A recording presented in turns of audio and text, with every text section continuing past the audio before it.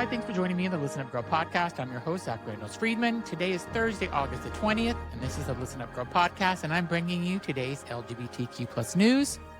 Before I get started, I want to talk to you about something new.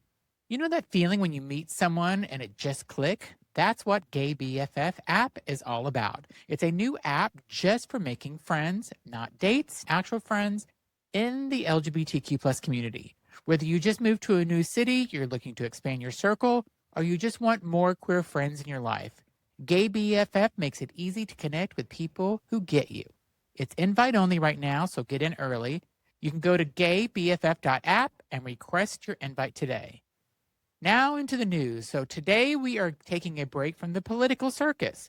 No campaigns, no courtrooms, no committee hearings. Just 6 stories about our community, living, competing, creating, and showing up for each other.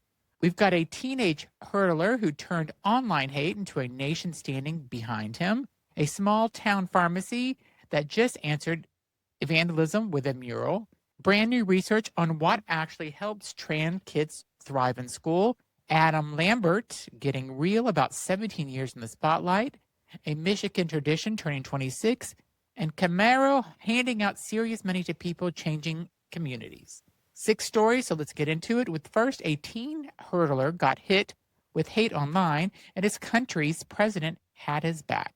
27-year-old Slovenian hurdler Mitja Zubin made his debut at the European Athlete Championships in Birmingham this month, and instead of just asking about his race, he ended up dealing with a flood of homophobic comments about his sexuality on social media.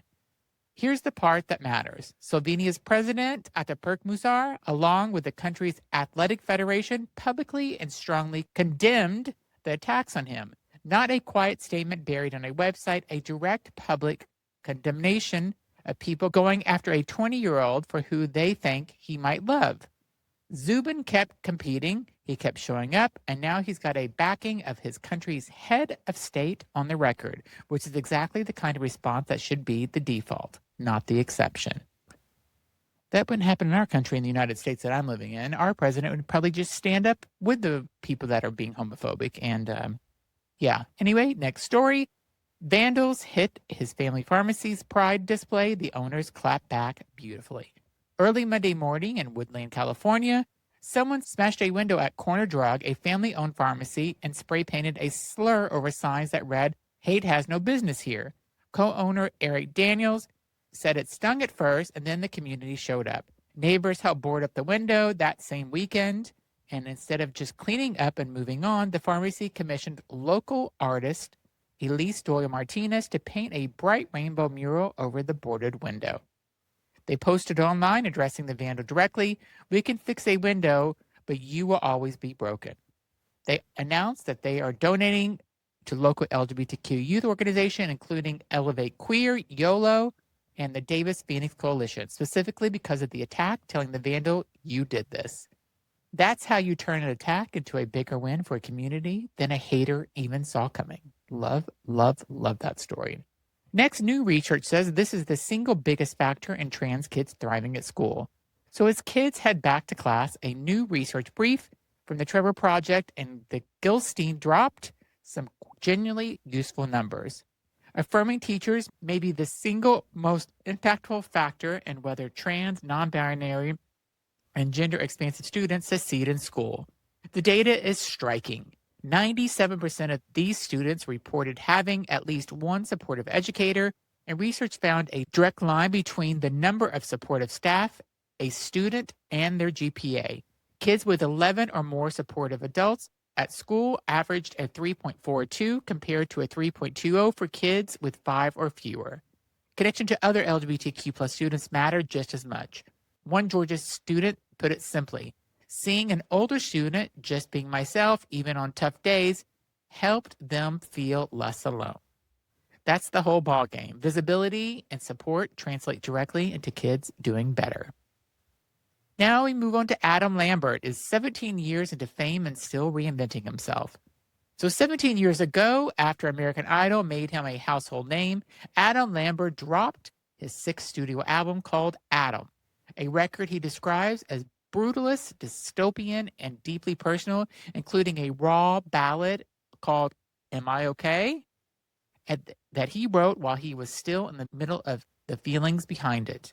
Lambert talked about funding and releasing the album completely independently for the first time, calling it a real sense of empowerment, no answering to anybody. He also opened up about the rude awakening of encountering real homophobia for the first time after Idol put him on a national stage after growing up comfortable with himself in LA's theater and club scene.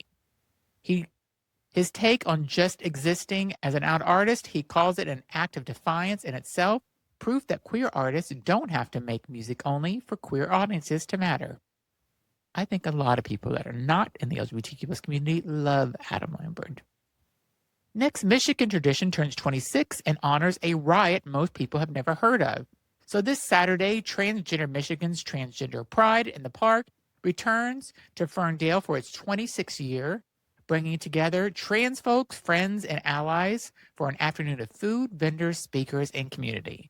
And here's the history that most people miss. The gathering also commemorates a 1966 Compton's cafeteria riot where trans people in San Francisco fought back against police harassment years before Stonewall. This event's co-founder, Rachel Crandell Crocker, knows a thing or two about making history herself. She's also the person who created International Transgender Day of Visibility, now observed every March 31st. 26 years running, honoring a riot most textbooks skip entirely. That's a legacy worth showing up for. Hope they have a wonderful Saturday. Next, Karamo is about to hand out serious money to people changing their communities. Karamo Brown, the out author, activist, and former queer-eyed culture expert, is hosting the 8th annual .org Impact Awards this October in Washington, D.C. The event is run by the Public Interest Registry, is honoring 35 individuals and organizations worldwide, chosen from more than 4,200 applicants across 145 countries. Camaro will announce winners across 7 categories, including in community building, education, and health and healing, and a rising star category for leaders under 30. Karamo summed it up exactly why this matters. Some of the most powerful changes in the world with people who choose to show up for their communities every single day, often without recognition or fanfare. Sometimes the best news isn't a headline, it's someone finally getting a spotlight they earned. Love that. We need more community things like that. So that's today's episode of Listen Up Girls. 6 stories, 0 politics today, and a whole lot of proof that our community keeps building, competing, and showing up no matter what. If this episode meant something to you, hit follow or subscribe, leave us a rating and a review, and share it with somebody who needs to hear some good news today. Find us on social. I'm at The Real Zachary everywhere, and I'll be back tomorrow with more LGBTQ plus news. Thanks so much for listening.